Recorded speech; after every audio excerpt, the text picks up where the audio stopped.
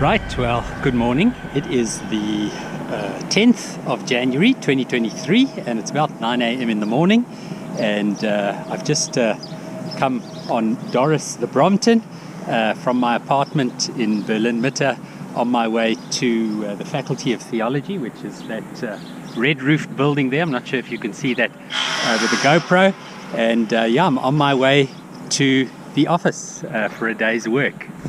So I'm on my way to the office, as I mentioned.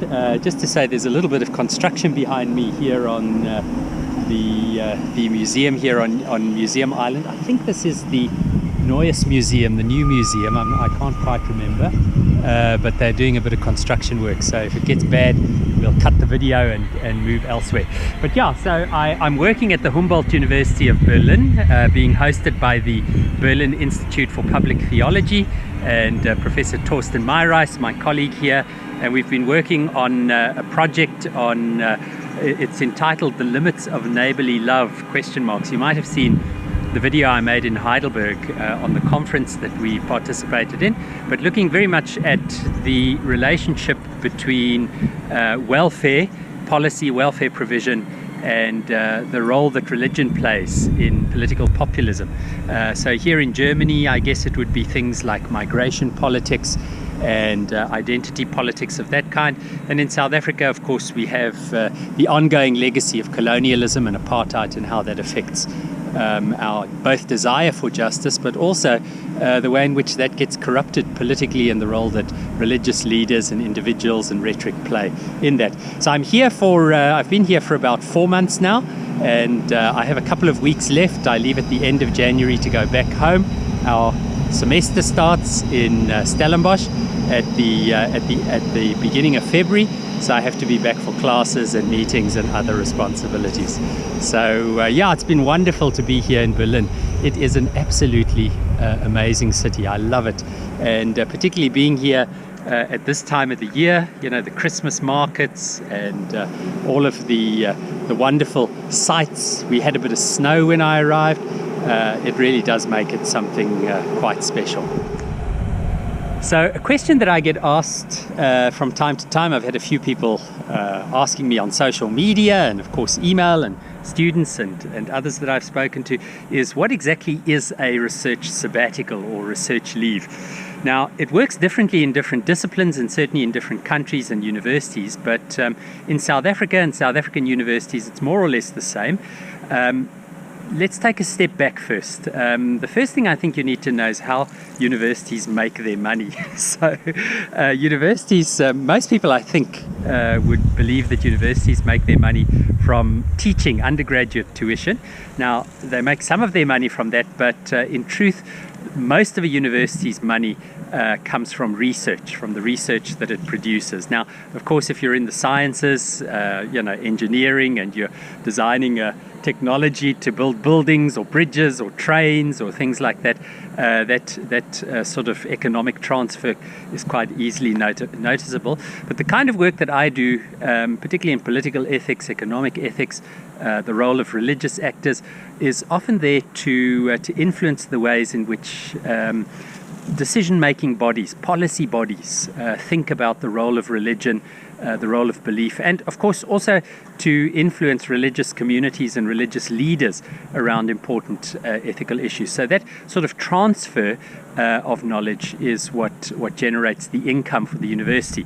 So this particular, I made a video about this, how the funding works. You can go and look at that. I'll stick a link to it up somewhere, can't remember where, maybe here. But the way in which this particular trip has worked is that I received funding, German funding actually, to come and work on this project. And my university is happy to release me to do that, because while I'm here, I've produced a number of academic peer-reviewed articles.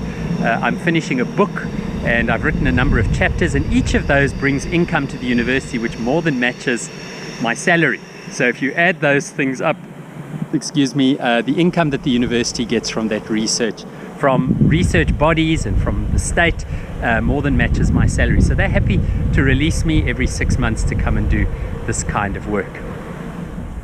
So what exactly do you do on research? Well, probably there we also need to take a step back and say, well, what do you do when you're not doing research leave or on sabbatical?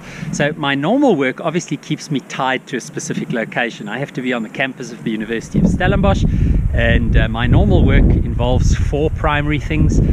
The one that most people think about, I teach classes, so that keeps me a couple of times a week teaching undergraduate classes, in my case particularly in ethics, in systematic theology and public theology. The second thing that I do obviously is I supervise graduate students, so postgraduate students, postgraduate diploma, honours, masters and PhD students who are conducting their research and earning their degrees. And I have 13 PhD students. I have about 8 master students, so you can imagine each of them wants an hour or 2 a month to discuss their work. You have to read, a chapter is 50 or 60 pages, comment on that. You have to stay up to date with what they're researching, so that takes a fair amount of time. The third thing that I'm involved in is all academics have administrative responsibilities. So, obviously we have to keep records of marks and class lists and participate in discussions around grading, student discipline, policies around teaching in the university. And in my case, because I'm head of department, I also have some added responsibilities, looking after the department, signing leave forms, approving budgets, those kinds of things.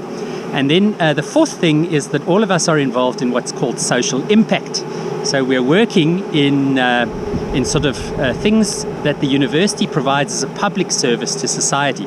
So I serve on think tanks. I look after, some things that are done for and by churches. I, obviously try to do research. There goes a Brompton, by the way. Try to do research that will serve the churches. So particularly around, issues. I write for the newspapers. Prepare things for radio, broadcasts, and TV. So that's social impact. So those are the 4 things that normally occupy an academic's normal time. So as you can imagine, in your normal day-to-day academic life, there's not that much time for the kind of energy and focus that's needed for research. So particularly if you're doing qualitative empirical research, so sort of field work that requires interviews or participant observation or focus groups or gathering data, that kind of stuff doesn't easily happen during your week. So what the university recognizes is that they need to give you time to be able to do that. And of course, as is the case here in Germany, I'm working with colleagues from elsewhere in the world, Germany in this case, also colleagues from Brazil, from Sweden, from elsewhere on this particular project. And that allows you to travel. So on this research sabbatical, I've been to Brazil. I was in England at the University of Cambridge. And then, of course, here in Germany and in South Africa. So it gives you that little bit of freedom. You're not teaching. In our case, we still we don't have to attend to most of our administrative responsibilities when we're on research sabbatical. I still have to do my supervision, and then there's some of the social impact things that I still have to do. So I attend board meetings, and I've done weekly radio interviews, and a little bit of writing for newspapers and television, etc., speaking on various interviews, but done that all either online or from here. So that makes it a little more possible. But the major thing is just having the time to get into the library, to read those 10 or 20 books that you've had on your list, to speak with new people, fresh ideas, to be exposed to new ways of thinking, often to attend and speak at conferences. I've done quite a bit of that on my sabbatical, but the main thing is to write. So most of my days are spent carving out large blocks of time just to sit with my computer, with my books, with my notes, and to write those chapters, those articles and those books to get them ready for peer review and publication. So it's been a very fruitful time. I've had a wonderful time on sabbatical. I am missing my family tremendously and my colleagues and students, and the good weather in Cape Town. It's 30 degrees. Megan's shown me pictures of our pool. I'd love to have a swim, go to the beach. But it has been absolutely wonderful to be here in Berlin. And I'm so grateful for my colleagues here who've hosted me and been really hospitable and welcoming. I'll be doing a public lecture this coming week on Thursday entitled A Stairway to Heaven.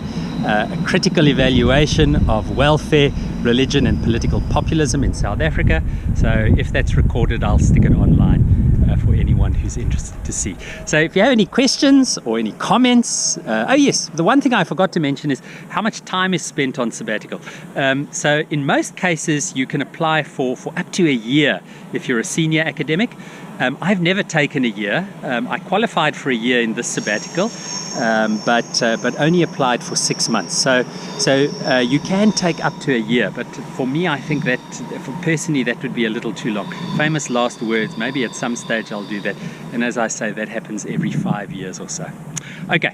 It's time to get going. I have to get into the office, so thanks very much for watching. I'd love to hear from you. You can leave a comment in the show notes below, or you can contact me on Twitter or Instagram at Digital Dion, or on Facebook, Dion A. Foster, or on my website, dionfoster.com. Thanks for watching.